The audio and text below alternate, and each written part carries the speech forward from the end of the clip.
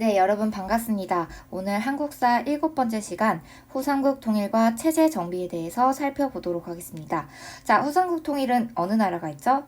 그렇죠. 고려의 왕건이 통일했습니다. 그 당시 고려가 후삼국을 통일할 때까지 당시 어떤 상황이었는지, 당시 10세기의 동아시아, 즉 중국과 한반도는 어떤 상황이었는지 한번 살펴보도록 하겠습니다. 자, 일단 중국은요, 원래는 신라 시대 때 어떤 나라가 성장하고 있었죠?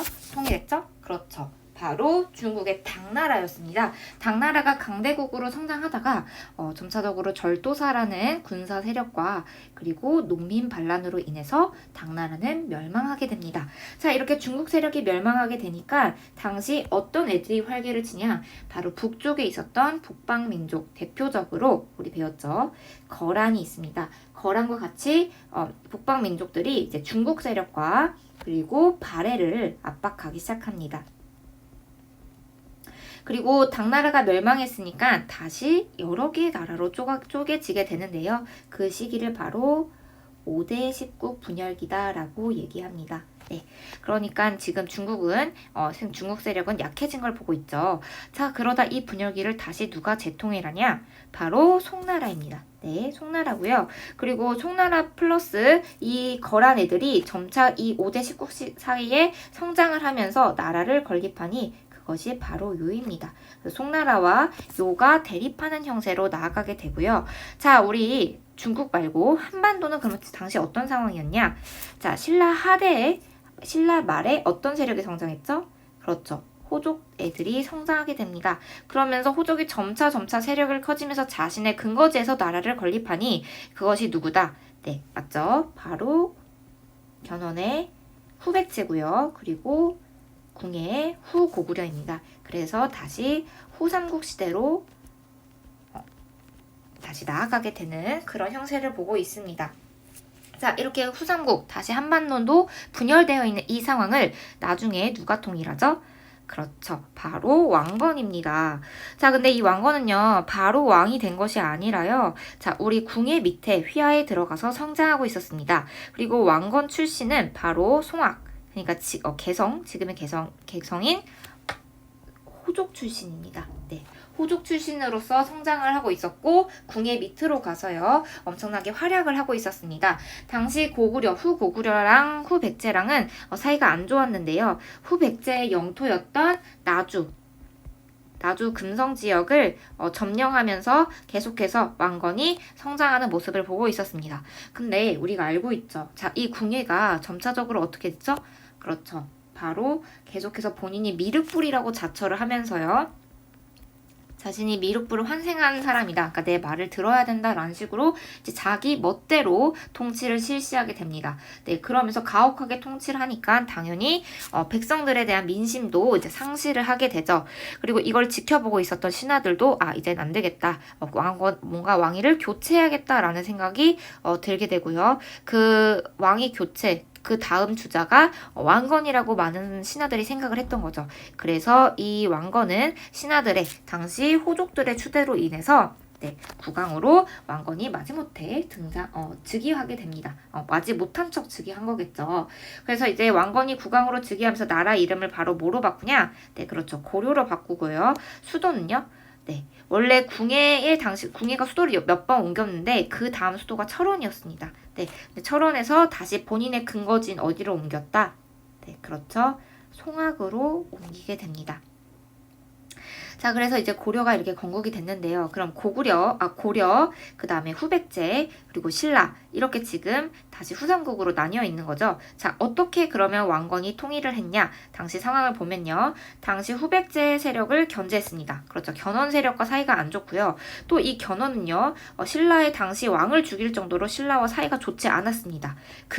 상황을 목도한 왕건은 오히려 후백제한테 엄청나게 공격을 가하고요. 후백제의 공격을 받은 신라를 엄청나게 지원을 해줍니다. 그러면 신라에 당시 있었던 호족들은 왕건에게 대해서 어땠을까요? 우호적이었겠죠. 자신의 나라를 지원해주고 도와줬기 때문에 당시 신라의 호족들의 지지를 엄청나게 왕건이 많이 받게 됩니다. 네. 그리고 후백제가 점차 어떤 상황으로 접어들게 되냐면요. 당시 백제 견훤의 아들 신검이 있었는데 이 신검이 본인이 왕위 계승을 차지하지 못하는 것을 대한 불만을 품고요. 아버지 견훤을 금산사라는 절에 유폐, 가두게 됩니다. 네. 그래서 이 견훤은 이제 아들과 이제 대립하게 되는 형세가 이제 놓여 있는 거죠. 그래서 이 신검이 지금 아버지를 지금 이렇게 가둬두고 이 백제 지역을 장악하고 있었기 때문에 견훤은 어떤 선택을 하게 되냐면요. 결과적으로는 왕건한테 귀순하게 됩니다. 고려로 이제 가서 항복을 하게 되는 거죠. 그래서 견훤이 귀순하고요. 그걸 이제 그 다음에 바로 신라의 마지막 왕이었던 경순 왕이 항복을 하게 됩니다. 고려에게. 그렇기 때문에 이제 남은 건 누구밖에 없어요. 그렇죠. 신검 세력인 후백제 세력밖에 없습니다. 그래서 후백제와 그리고 왕건이 이제 고려가 싸워서 결과적으로 1~2천 전투라는 것을 통해서 후백제의 항복을 받아냄으로써 후삼국 고려를 이제 고려가 통일을 하게 되는 거죠. 그리고 사실 신라의 위에 어떤 나라가 있었어요? 그렇죠. 발해가 있었습니다. 발해는 누구한테 멸망했어요? 그렇죠. 거란한테 멸망당했습니다. 자, 우리 발해가 멸망했을 때요. 두 가지 갈래로 나눠서 활동을 했다고 했어요. 첫 번째 활동은 거기 남아서 부흥운동을 하면서 나라를 다시 새롭게 정한국이란 나라를 건립하기도 했고요. 두 번째로는요. 그렇죠. 고려로 넘어가서 고려에게 항복하면서 고려로 융합하는 그런 식으로 가게 됩니다. 네, 그래서 대부분의 발해 사람들은요. 발해 유민들은 고려로 가서 이제 같이 고려 사람이 되게 되는 그런 상황을 가지게 되고 그리고 이 왕건은 발해까지 다 점령하게 되는 거죠. 자, 그러면 이제 고려 초기에 어떤 식으로 시스템, 통치 기반을 정비했는지를 살펴볼 건데요. 대표적으로 세 왕이 있습니다. 네. 태조 왕건이 있고요. 광종이 있고요. 성종이 있습니다. 우리는 일단 고려 초에는 이 세 왕만 기억하면 되겠습니다. 먼저 태조 왕건은요. 본인이 왕이 되고 나서 민심을 뭔가 안정시키기 위해서 그러니까 궁예는 가혹하게 통치했다면 본인은 그 민심을 가지고 호족들의 지지를 받고서 왕위가 됐기 때문에 그 기대에 부응하기 위해서 먼저 어떻게 하냐? 자, 백성들이 가장 좋아하는 건 뭘까요? 정책 중에서. 그렇죠. 세금을 줄여주는 겁니다. 그래서 세금, 조세를 경감하게 됩니다.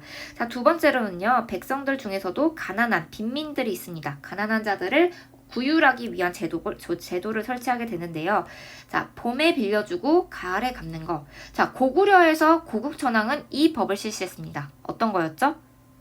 그렇죠. 진대법이라는 게 있었죠. 그 진대법과 유사하게 고려에서는 어떤 창고를 설치하게 됩니다. 그러한 역할을 하는 바로 흑창이라는 것을 설치하게 됩니다. 네. 그래서 이거는 빈민들을 뭔가 구제하고 백성들을 위한 것이라면요. 자, 이 두 번째, 여기 지금 호족을 위한 정책이 있습니다.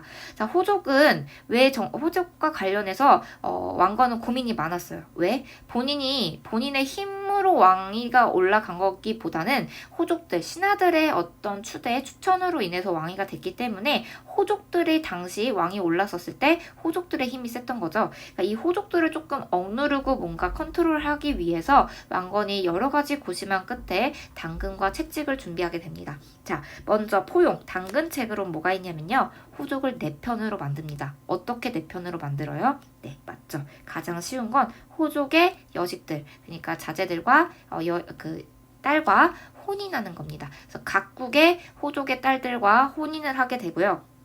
각 지방의 호족들의 딸과 혼인하게 됩니다. 자, 그 다음에는요. 자, 견제 정책으로는 어떤 것이 있냐? 일단은 사신관 제도라는 게 있고요. 두 번째는 들어갈 빈칸은 기인 제도입니다. 잠깐 사료를 보도록 할게요. 자, 일단은 이제 지도가 나왔는데요. 잠깐 이거는 이제 고려가 어떤 식으로 이제 후삼국을 통일했는지를 볼 수 있습니다. 잠깐 지도를 보자면 네, 완산주 여기 후백제가 멸망했고요. 자, 여기 나주에서 전투를 벌였다고 했죠. 왕건이 점령하기도 했습니다. 자, 순서를 먼저 얘기하자면 자, 철원에서 먼저 고려가 건국돼서 수도를 옮겼다고 했죠. 첫 번째, 그래서 두 번째입니다. 네. 그 다음에 발해 유민들도 이주를 하게 됩니다. 두 차례에 걸쳐서 이주를 하게 되고요. 그리고 이제 후백제랑 신라를 이렇게 포용하는 정책을 통해서 자, 먼저 어떻게 하냐? 견훤이 먼저 금산사 유폐되면서 귀순을 하게 되고요. 연이어서 경순왕이 항복하게 됩니다. 그 다음에 이제 남은 견훤의 아들 신검과 싸우게 되면서 후백제를 멸망시키는 이 순서대로 한번 기억을 해두시기 바랍니다. 네, 자, 그 다음에 이 사료는요, 바로 지금 교과서 39쪽에 있는 사료입니다. 자, 사신관 제도와 그리고 기인 제도인데요. 자, 한번 사료를 같이 보도록 하겠습니다. 교과서도 같이 봐주세요. 자, 첫 번째 사료는요, 사신관 제도입니다. 한번 읽어보자면 신라왕 김부, 그러니까 경순왕 마지막 왕이 항복을 합니다. 그래서 신라라는 나라를 없애고요. 얘를 뭐로 임명했다? 네, 사신관으로 임명해서 어떤 일들을 살펴보도록 하였습니다. 자, 두 번째 한번 읽어보겠습니다. 향리의 자제들을 뽑아서 수도에 얘네들을 인질로 삼는데요. 네, 그것을 기인제도라고 합니다. 둘 다 어떤 성격이냐? 일단 호족을 견제하는 걸 볼 수 있습니다. 자, 정확하게 다시 얘기하자면 사신관 제도는요, 중앙의 관리, 그러니까 이 사신관, 이 지방의 출신인 사신관을 지방으로 파견을 합니다. 그래서 이 호족, 그 지방에서 이제 세력가였던 호족들을 통제하는 거죠. 사신관을 보냄으로써 왕이 이 호족들을 완전하게 포섭하고 통제하려는 역할을 하는 게 사신관 제도입니다. 자, 그리고 기인 제도는요, 호족의 자식들, 특히 아들들을 수도로 미리 잡아놓습니다. 네, 인질로 잡아두고 너네 내가 지금 아들들 데리고 있다. 너 함부로 하면 안 돼. 이런 식으로 견제할 수 있도록 하는 제도가 기인 제도입니다. 두 가지 꼭 기억해 두세요. 그러니까 이거는 약간 채찍, 견제책이라고 볼 수 있겠죠. 자, 다시 넘어가겠습니다. 네, 그리고 그 다음에 세 번째 북진 정책이 있습니다. 이번엔 북쪽으로 진출하려는 정책인데요. 잠깐 지도를 잠깐 볼까요? 그렇죠. 지금 보면은 네, 여기 수도는 송악입니다. 네. 근데 북쪽으로 뭔가 여기 이제 거란이나 이제 유목민족이나 이렇게 전투를 하기 위해서는 좀 멀죠. 그래서 어떤 하나의 지역을 뭔가 선점을 해서 거기를 중심으로 군사 기지를 설치하려고 하는데요. 가장 가까웠던 것은 바로 여기였습니다. 서경. 그래서 여기를 왕건이 중시하면서요. 네, 이 청천강 영역까지 영토를 확장하는 모습을 볼 수 있습니다. 이 주황색이 북진 정책을 실시하면서 확장한 것. 그래서 이쪽에 청천강 유역까지 영토를 확장하는 모습, 그리고 여기를 기지로 삼았다는 거 꼭 반드시 기억해 두시기 바랍니다. 자, 그러면 다시 한번 보면요. 북진 정책을 통해서 어디를 중시했다? 네, 서경을 중시했다라는 것을 볼 수 있는 거죠. 그래서 영토 확대했고, 자, 우리가 다시 고구려 영토를 되찾자라는 의미로, 우리는 고구려를 계승한 고려이기 때문에 고구려의 영토를 되찾자라는 의미로 계속해서 북진 정책을 실시하게 됩니다. 그래서 거란과 사이도 계속해서 안 좋게 되죠. 적대시하게 됩니다. 자, 두 번째로 광종을 볼 건데요. 사실 이 사이에 왕이 두 명이 있었습니다. 해종과 정종이 있었는데요. 이때 왕위 쟁탈전이 일어납니다. 왜 일어날까요? 혹시 아는 친구 있나요? 네, 맞습니다. 왜냐면은 이때 혼인 정책을 하게 되면서 총 29명, 각 지역마다 29명의 어떤 부인들을 각각 두게 됩니다. 이렇게 부인들이 많으면 자식들도 당연히 많을 거고요. 그 자식들 간에 어떤 세력 다툼이 일어나겠죠. 자신이 왕위가 되고 싶어 하는. 그래서 그 왕위 쟁탈전이 너무 심해지면서 계속해서 연이어서 왕위가 바뀌게 됩니다. 그리고 나서 그 권력을 장악한 게 광종입니다. 이 왕위 계승을 이제 둘러싸서 이제 죽는 것들을 다 본 거죠. 그리고 본인도 피를 묻혔고요. 그래서 그것을 보고서 나는 안 되겠다. 난 저렇게 되지 말자. 왕권을 더욱더 강화해야겠다라는 이쪽 방향으로 나가게 됩니다. 그래서 이 광종은요. 왕권을 강화하기 위해서요. 일단은 가장 먼저 실시한 것이 뭐냐? 노비안건법이라는 것이 있습니다. 네, 노비안건법은 뭐냐면요. 불법적으로 뭔가 노비가 된 사람들을 다시 양민으로 풀어주자는 겁니다. 네, 이 노비를 뭔가 해방하자는 거예요.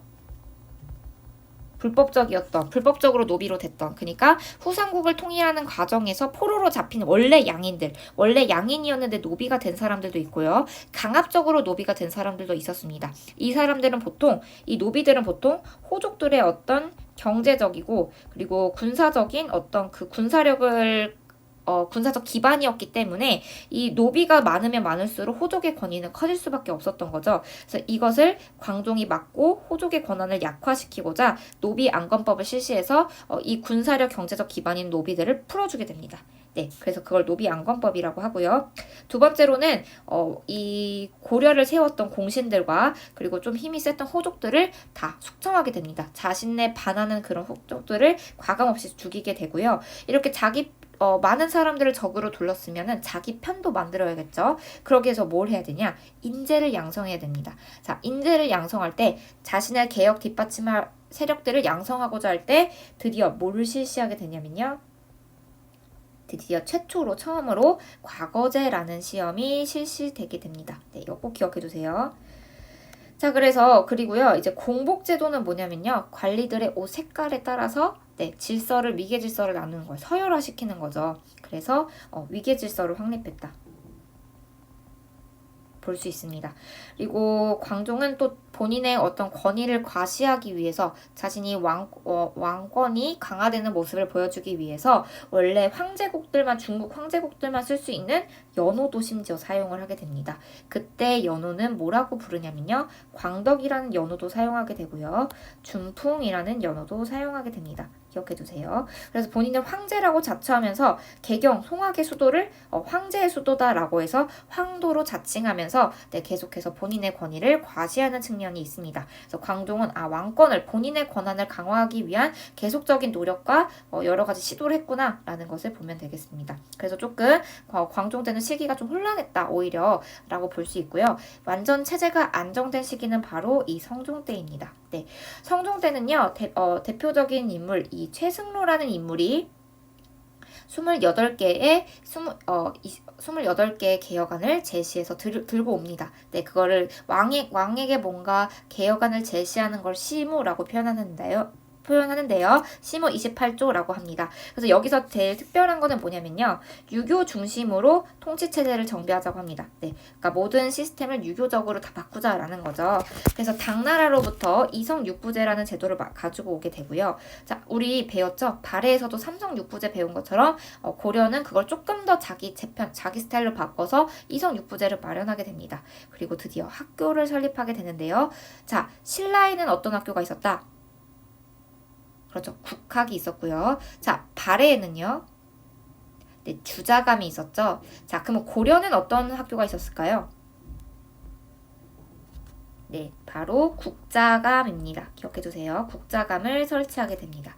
그리고 각 지방에는 유학박사, 의학박사, 뛰어난 사람들을 파견을 해서요. 선생님들이죠. 이들을 파견해서 지방 교육에도 뭔가 힘썼다라는 것을 보여주고 있습니다. 그리고 있었던 과거제를 조금 더 디테일하게 정비를 하게 되고요. 그 다음에 중요한 게 전국에 뭐를 설치하냐면요. 12목이라는 것을 설치합니다. 이 중요한 지역에 12목 각 12개의 목을 설치해서요. 그 지역에 왕이 직접 믿을 수 있는 지방관을 파견하게 됩니다. 그럼 어떻게 되죠? 이 지방관은 무슨 일을 하는 거예요? 그렇죠. 왕의 명령을 전달하고 왕의 명에 대해서 수행하는 거기 때문에 점차 중앙을 모든 것을 통제하려는 그런 걸 보고 있죠. 왕이 모든 곳을 통제하겠다. 왕이 직접 통치해보겠다라는 것을 볼 수 있습니다. 자, 그리고요. 그 다음에 지방 호족들을 향리로 편입하게 됩니다. 그러니까 지방 호족, 원래 각자 독자적인 세력이었던 지방 호족들을 이제 향리라는 어떤 한 단계 조금 낮은 다운그레이드를 시키면서 왕 아래로 포섭하는 것을 볼 수 있습니다. 이것도 호족의 권한을 약화시키는 것을 볼 수 있는 거죠. 자, 그럼 교과서에 있는 사료 잠깐 보도록 하겠습니다. 이것도 39쪽에 있는 건데요. 네, 자, 광종과 최승로, 시무 28조, 성종의 개혁안이 나옵니다. 자, 한번 보면요. 자, 간은 어떤 내용일까요? 명령을 내려서 노비의 신분을 조사하게 해서 자, 그 주인을 배반한 자가 셀 수 없이 많았다. 이게 어떤 제도를 가리킬까요? 네, 맞습니다. 노비 안건법입니다. 자, 두 번째 사료는요. 그렇죠. 원래는 과거의 법이 없었는데 학교를 최초쯤 세웠지만 광종대에 이어서는 이 쌍기라는 중국에서 온 쌍기라는 인물의 의견에 어떤 수용을 해서 인재를 뽑게 됩니다. 그래서 과거제가 실시됐다라는 것을 볼 수 있죠. 자, 최승로 28조 중에서 두 조가 제일 유명합니다. 자, 이 두 조를 한번 보면요. 자, 지방의 토호들이 공물을 빙자하니 사람들이 살아갈 수 없습니다. 청하옵건대. 자, 뭘 두세요? 외관을 두세요. 라고 했습니다. 외관이 뭘까요? 네, 바깥 외의 관리관입니다. 즉, 바깥을 관리하는, 네, 그쵸. 바로 지방관을 의미합니다. 네, 그래서, 최승로가 지방관을 임명하자, 파견하자라는 것을 볼 수 있고요. 그 다음에 제13조는 무슨 내용일까요?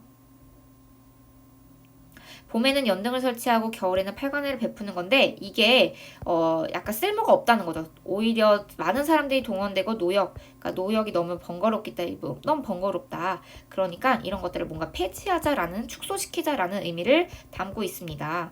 자, 그런다는 건 사실 연등회나 팔관에는 불교 도교적인 행사인데요. 이걸 축소시키자는 거는 결과적으로 불교 도교를 축소시키고 어떤 것을 정치 이념으로 계속 이거를 조금 더 발달시키자. 네, 맞습니다. 오히려 이걸 유교를 통치 이념으로 정비하자라는 것을 볼 수 있습니다. 네, 자, 그러면은 다시 학습제로 넘어가도록 하겠습니다. 네, 고려의 통치 제도입니다. 자, 통치 제도 한번 보도록 하겠습니다. 자, 아까 당나라의 삼성육부제도 그리고 송나라의 중추원을 제도를 수용을 해서요. 수용을 하기도 하고요. 자, 이렇게 중국 거를 모방하기도 하지만요. 이거를 이 고려에 맞게 스타일에 맞게 운영하기도 합니다. 그리고 균형과 뭔가 합의를 중시한다고 하는데 한번 어떻게 중시하는지 한번 살펴보도록 하겠습니다. 자, 일단은요. 전체는 이성육부제입니다. 네, 원래 중서성과 문화성이 따로 나뉘어져 있고요. 상서성 이렇게 나뉘어져 있거든요. 중국 제도는. 근데 고려는 이걸 합해진 것을 볼 수 있습니다. 그래서 두 개의 성, 그래서 이성이고요. 그 다음에 네, 상서성이 이 육부에 들어가게 됩니다. 그래서 이따 그림을 보면 알겠지만 네, 그래서 이렇게 이성육부를 운영을 하게 됩니다. 그래서 중서문화선 최고 관청입니다. 네, 최고 모든 일을 관장하는 역할, 모든 걸 결정하는 거고요. 여기에 장관은 바로 뭐다? 네, 문화시중입니다.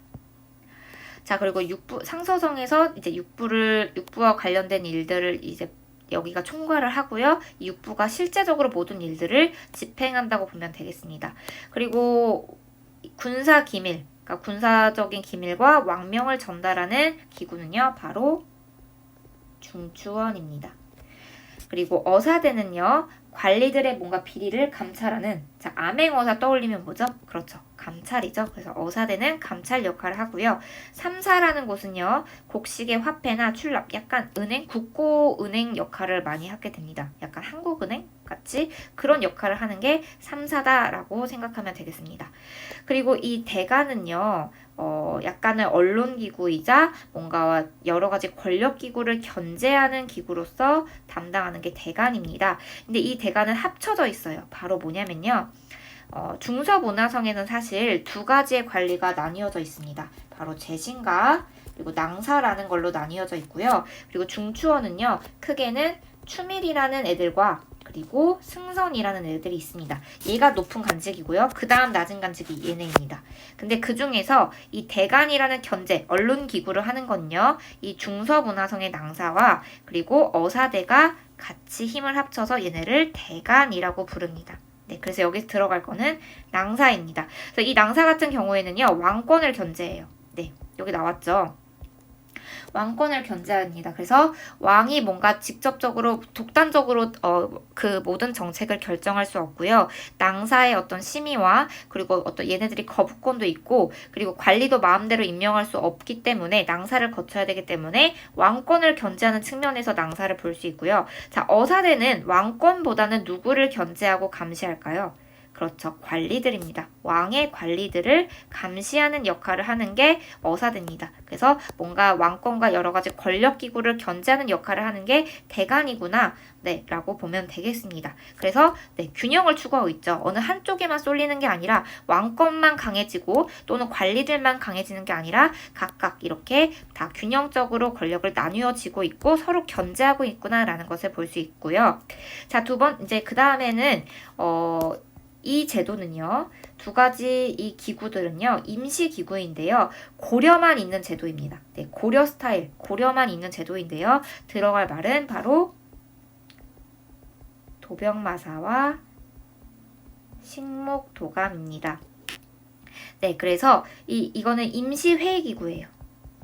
임시회의기구고요. 이 도병마사는 보통 어떤 일들을 회의하냐면 군사적인 일에 있어서 회의를 합니다. 네, 뭐 전쟁이 일어났을 때 그럴 때 모여가지고 임시적으로 회의를 하게 되고요. 자, 식목도감 같은 경우는 법이나 뭔가 예식국 같은 그런 것들에 대해서 이야기를 하고 회의하는 게 식목도감입니다. 그리고 여기에 참석할 수 있는 사람은요, 정말 가장 높은 관직들만, 고위 관리들만 참석할 수 있는데요. 여기 나와 있죠. 중서문화성과 중추원 중에서도 고위 관리들만 참석할 수 있습니다. 아까 선생님이 두 가지로 갈려져 있다고 했는데 바로 얘네들입니다. 대신과 추밀.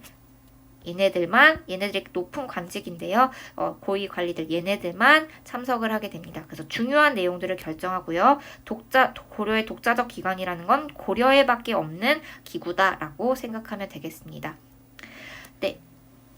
자, 그러면 지방행정제도도 보기 전에 잠깐 한번 그림을 보도록 할게요. 네, 보이죠? 자, 고려 이렇게 중서문화성, 상서성 얘네들을 합쳐서 이성이라고 하고요. 네, 그리고 여기 중추원 있죠? 그리고 어사대 있고요. 기구인 곡식과 화폐, 어떤 회계와 담당한 경제적인 부분을 담당하는 게 3사입니다. 그리고 이렇게 도병마사, 식목도감, 임시회의기구지만 고위 관직들만 참여할 수 있는 고려만의 독자적인 스타일 기구가 이렇게 존재하고요. 상서성이 이렇게 총괄하고 있습니다. 육부를. 그래서 이성, 육부제라고 얘기를 하는 거죠. 고려에서는. 자, 그리고 지방행정제도는요. 같이 먼저 지도를 보고서 한번 프린트 그 다음에 보도록 할게요. 이 인물. 네, 자, 고려의 지도가 나와 있습니다. 자, 고려의 영토는 여기까지고요. 잘 보면요. 우리 조선시대는 전국 8도죠.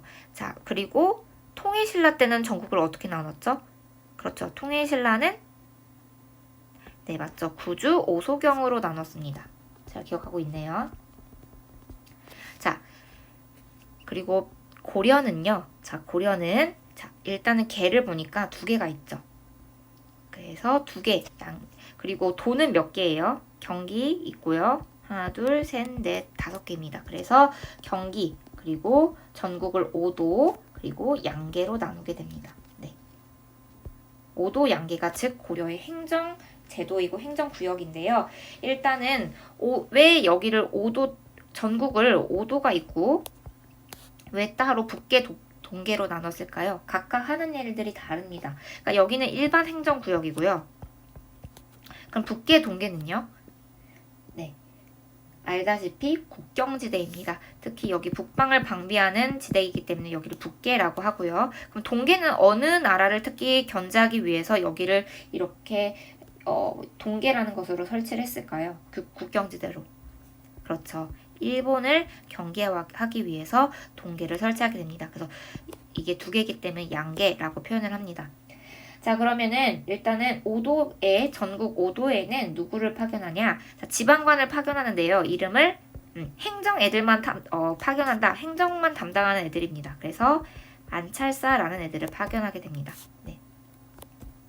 자, 그리고 양계에는요, 여기는 국경지대이다 보니까 지방관을 파견했을 때 얘네들이 군사적인 일도 같이 해줘야 됩니다. 그렇죠. 그래서 행정 플러스 군사 일까지 모두 담당하는 애들 누굴 파견하냐면요, 병마사를 파견합니다. 네, 서로 좀 다르다는 걸 알아두세요. 5도는 안찰사, 그리고 양계는 병마사입니다. 자, 그리고 각 군현은 이제 여기 사이에서도 다 군현들이 이렇게 존재하겠죠. 수많은. 그 중에서도 지방관이 파견된 군이 있고요. 지방관이 파견되지 않는 군과 현이 있습니다. 자, 지방관이 파견된 것을 뭐라고 하냐면요. 자, 이제 학습지로 넘어갈게요. 자, 지방관이 파견된 것을 주현이라고 하고요. 그리고 지방관이 파견됐다는 건 그만큼 왕의 힘이 이렇게 전파되어 있다, 영향력이 있다라는 것을 의미하고요. 지방관이 파견되지 않는 것을 바로 뭐라고 하냐면 속현이라고 합니다. 근데 주현보다 속현이 많았던 거는 지방관이 파견되지 않는 곳이 더 많았다는 거죠. 그랬다는 것은 그만큼 왕의 힘이 전국으로 미쳤다, 미치지 못했다. 그렇죠. 왕의 힘이 그만큼 미치지 못했다. 그러니까 중앙 통제력이 그만큼 세진 않았다라는 것을 볼 수 있습니다. 네. 그리고 각 지는 국방상 조금 요충지, 군사적인 요충지에다 설치하는 거고요. 그 다음에 특별하게 향부곡소라는 게 있습니다. 이 지역은요, 일반 군현이랑 좀 비교를 했을 때 조세, 공납역, 그러니까 세금을 더 많이 부과해야 되고요. 그리고 거주지 이동에도 제약이 있습니다. 함부로 이사를 가지 못합니다. 거주지를 이동하지 못하고요. 심지어 과거 시험도 보지 못합니다. 이런 식으로 제약을 받게 되는 거죠. 자, 그래서 차별 대우를 받는 지역이 향부곡소라는 지역입니다. 여기는 보통 어떤 사람들이 살까요? 네, 맞습니다. 전쟁에서 져서 끌려온 포로라든지 아니면 죄인들, 이런 사람들이 사는 것이 향부곡소입니다. 따라서 얘네들은 다른 일반 군현 지역보단, 일반 행정구역인 군현보다 차별을 받는구나 라는 것을 알 수 있습니다. 자, 그리고 아까 말했죠. 오도에는 누굴 파견했다? 그렇죠. 행정망 담당하는 안찰사를 파견하고요. 그리고 양계, 국경지대에는 바로 누굴 파견했다? 네, 군사와 행정을 다 같이 담당하는 병마사를 파견하게 됩니다. 병마사. 네. 자, 그러면은 오늘 시간이 다 돼서 일단은 지방 행정제도까지 살펴보고요. 다음 시간에 이어서 군사제도, 그리고 관리 선발제도, 그리고 다음에 문벌사회가 어떻게 형성됐는지까지 한번 살펴보도록 하겠습니다. 네, 강의 듣느라 수고 많았습니다.